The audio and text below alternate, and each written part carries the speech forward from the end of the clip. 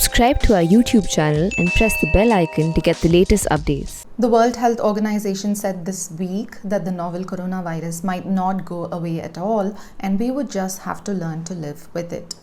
This is not surprising and it's not as big a deal as it sounds. In fact, viruses that are this infective do not simply go away once they enter the human population. And when a large enough portion of the world's population builds up immunity, we achieve herd immunity.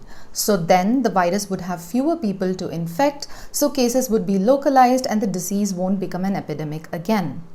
But what the World Health Organization says is that the virus will continue circulating in the human population, infecting people here and there, those who haven't been vaccinated. When it reaches this stage where we know that the virus is not going to disappear and it's going to keep reappearing in humans, the disease is said to be endemic in the population. How long will the virus circulate if the disease becomes endemic? We don't know. It depends on when we can get a vaccine. Now, can the disease truly go away once it becomes endemic? Yes, some diseases can, but it's a little complicated. It depends on both the vaccine as well as the kind of virus that we're looking at. To understand better, let's look at some endemic diseases that we have today. Some examples of common endemic diseases include what most of us are familiar with: malaria, cholera, influenza, even Ebola and HIV.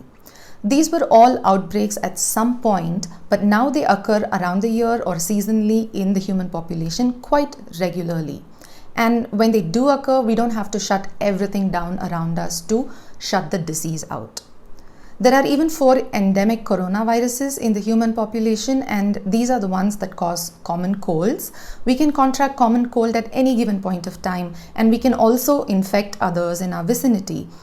And these viruses are constantly circulating all year, all around us, even right now. On the other hand, the previous deadly coronaviruses, which were the SARS and MERS viruses, were able to be contained before a functional vaccine could be developed and rolled out. The reason this was possible is because those coronaviruses were extremely deadly.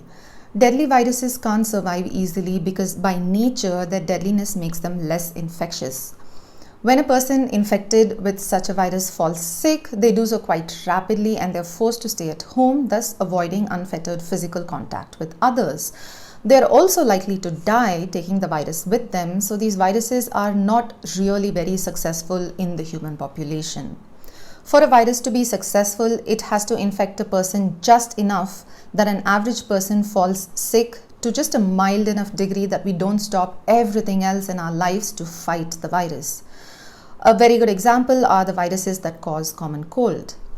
And sometimes a disease can also be extremely deadly and extremely infectious, such as the measles, and the only way out there is through vaccination drives. Today, nearly all of us are vaccinated against measles through the MMR vaccine, the mumps, measles, and rubella vaccine. When we talk about living with a virus, an endemic virus, there are a couple of case studies we can look at to understand this better.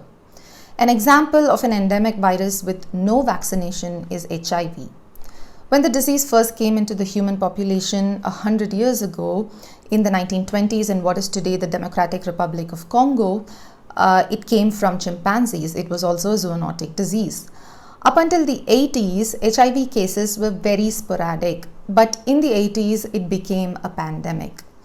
By 1990, there were about 150,000 official cases in over 145 countries, but the total estimate was thought to be beyond 400,000 cases. Now, of course, we have antiretroviral drugs that can treat the disease. Today, nearly 20 million people are being treated for HIV all around the world, and those who are infected and are being treated can live a comparatively comfortable life as compared to how they might have had to live in the 80s. Malaria is another example of a zoonotic disease we haven't managed to get rid of. We've been plagued by malaria since prehistory. In fact, the earliest evidence of the malaria parasite found in mosquitoes has been found in fossilized amber dating back to 30 million years. The human population has had it at least for the past 10,000 years since the time we started agriculture, and we can find evidence for this in our own bodies. Sickle cell disease, for example, is a good evidence of how our body has dealt with malaria. The disease provides an inherent immunity to malaria, and we can see that in regions where malaria is most endemic, such as in several parts of Africa, the population has a higher incidence of sickle cell disease, which is basically a form of anemia. Malaria has also killed millions and millions of people through history, and we have documented evidence for all of this too across all cultures.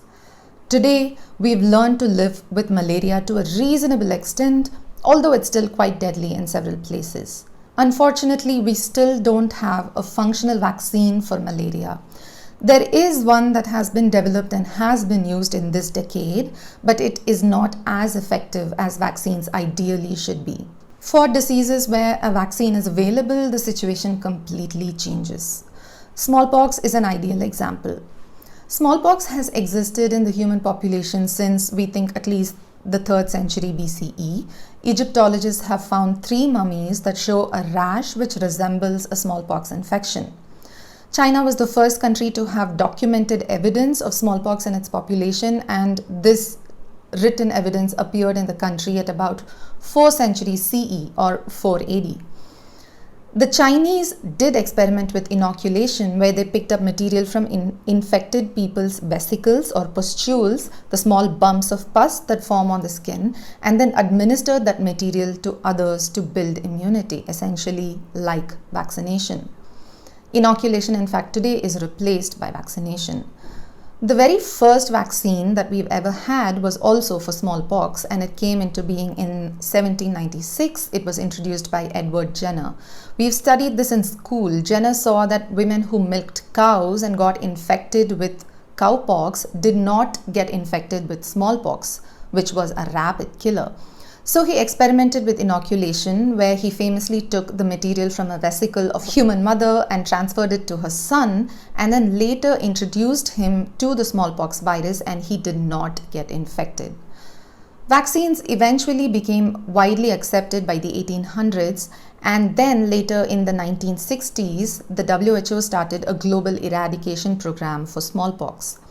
The last known cases of smallpox were in the late 70s, and we really haven't had any since. Smallpox is in fact the only disease we have officially completely eradicated through vaccination among humans. Among animals, we've also eradicated rinderpest. And now we're attempting to eradicate polio and malaria, among several other diseases as well. Now, the novel coronavirus is nowhere close to being eradicated. We don't even have a semi-functional vaccine yet, and we don't know how long our own body's immunities would last. So even when we do get vaccinated, we don't know how long that immunity would last. For example, with the common cold viruses, with the common cold coronaviruses, our body does develop immunity, but the immunity lasts for barely a year or so. This is why we get infected multiple times with the common cold, even in a year or two. And because the SARS-CoV-2 virus has already cast such a wide net, it is unlikely to be contained anytime in the immediate future. So there is no other logical outcome apart from this disease also becoming endemic and us having to live with it. The good news is that we have never collaborated on such a huge global scale with so many people across the world working together and working fast. So there is hope. And as the medical and scientific community work hard to bring about vaccines and drugs to make our lives easier, we have to continue living with the virus, and it's imperative that we now figure out how to do so while preventing as many preventable deaths as possible. This is Sandhya Ramesh from Bengaluru for The Print.